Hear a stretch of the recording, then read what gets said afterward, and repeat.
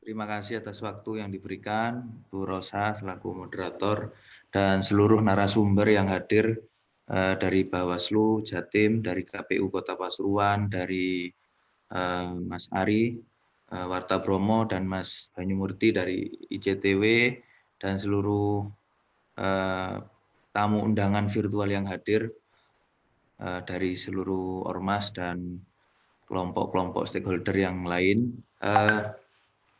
Saya cenderung menikmati diskusi atau penjelasan dari narasumber tadi bahwa sebenarnya perangkat digital kita untuk mengawal demokrasi itu sudah cukup baik, sudah cukup lengkap, mulai dari promosi sampai penanganan ketika muncul pelanggaran-pelanggaran informasi berbasis teknologi.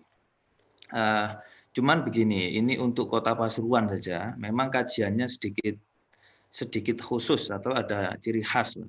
Pasuruan itu tipologi masyarakatnya selain mereka berinteraksi di media sosial, yang tidak kalah menarik adalah interaksi di warung kopi. Dan itu juga cukup menentukan opini. Jadi mungkin seliweran informasi di media sosial itu tidak sebanyak dan tidak tidak separah warung kopi. Ya. Kalau di warung kopi itu fitnah-fitnah yang tidak berani dimasukkan di media sosial dimunculkan di warung kopi. Ini Mas Ari sudah ketawa-ketawa, pasti pengalaman dia. Jadi kalau Pasuruan saya kira case-nya berbeda. Kita selain juga harus mengawasi perkembangan opini di media sosial, tapi perkembangan opini yang offline ini justru lebih berbahaya gitu ya. Jadi apa yang kita dengar dari seliweran-seliweran di luar sana itu jauh lebih tidak karuan daripada yang kita baca atau yang kita lihat di medsos terkait Pilkada Kota Pasuruan. Memang saya sendiri tertarik sekali dengan digitalisasi demokrasi ini, karena ini juga kajian saya dulu, saya mengamati Arab Spring, bagaimana dunia digital bisa merubah bahkan mengacaukan Timur Tengah, ya.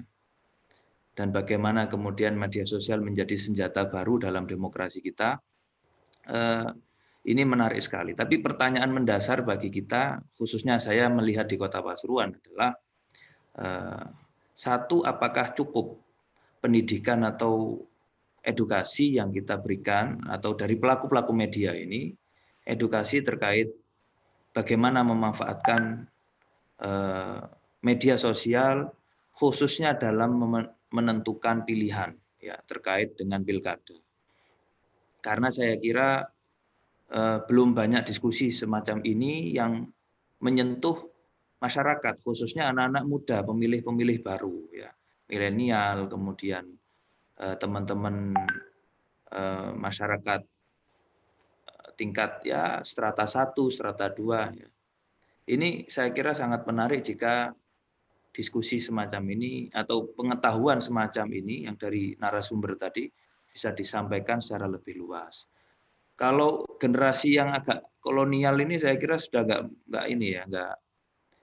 nggak terlalu melihat atau merisaukan media sosial. Jadi mereka hanya ya yang mereka dengar dari selentingan tetangganya atau dari warung kopi itu yang justru merubah opini atau mempengaruhi opini. Jadi yang pertama edukasi tentang penggunaan atau sebenarnya banyak sekali manfaatnya media untuk bisa menentukan pilihan atau menyaring informasi. Tapi di sisi lain juga bahayanya besar karena kita juga akan rawan terpancing oleh ujaran-ujaran kebencian atau bullying atau pembunuhan karakter atau yang lain-lain. Yang kedua, memang ada problematika yang lebih mendasar dalam cara berdemokrasi kita. Ketika demokrasi kita masih dipahami sebagai demokrasi prosedural, kemudian ketika demokrasi kita masih dipahami sebagai pesta demokrasi, ini tanda kutip ini, pesta demokrasi. Saya juga mengkritik KPU. Kenapa kok membahasakan demokrasi sebagai pesta? Karena kalau dibahasakan pesta ya isinya senang-senang, nggak ada yang mikir gitu akhirnya. Ya, mana yang membuat senang itulah yang dipilih kan begitu. Ini kritik bahasa narasi yang sangat riskan saya kira. Ketika kita hanya membahasakan pesta, ya orang hanya pesta-pesta saja. Gitu. Tidak mikir apakah ini berpengaruh panjang kepada pembangunan atau yang lain.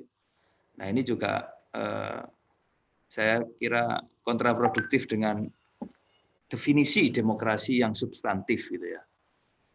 Itu yang kedua. Mungkin yang ketiga, kami dari Nahdlatul Ulama Kota Pasuruan ini hanya berharap mudah-mudahan pilkada ini berlangsung damai, kemudian masyarakat bisa menentukan pilihan dengan bijaksana, bagaimana melihat visi misi, melihat kontestasi ide ya, bagaimana kita melihat gagasan-gagasan, ya bagaimana kemudian masyarakat Pasuruan ini benar-benar ingin memikirkan pembangunan untuk Kota Pasuruan, maka jangan berpesta lagi. Nah, itu.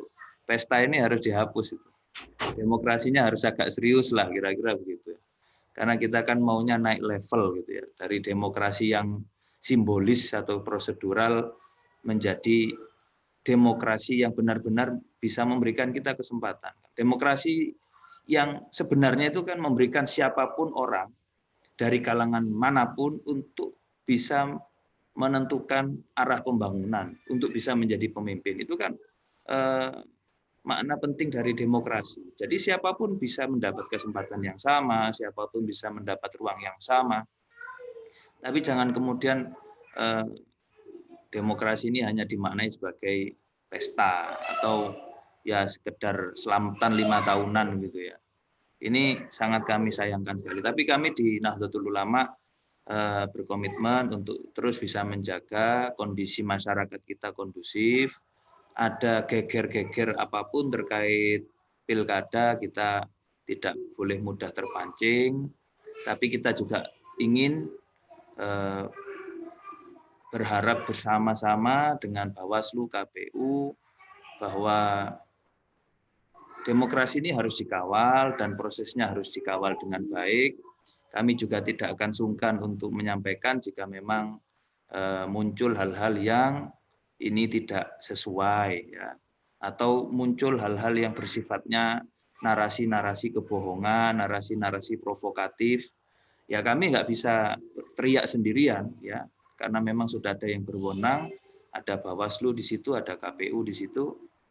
Jadi mungkin ini dari kami, mudah-mudahan sedikit bisa memberikan tambahan-tambahan ya sharing.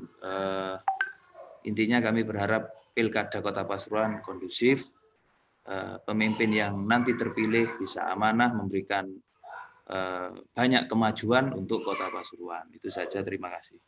Matur nuwun. Assalamualaikum warahmatullahi wabarakatuh.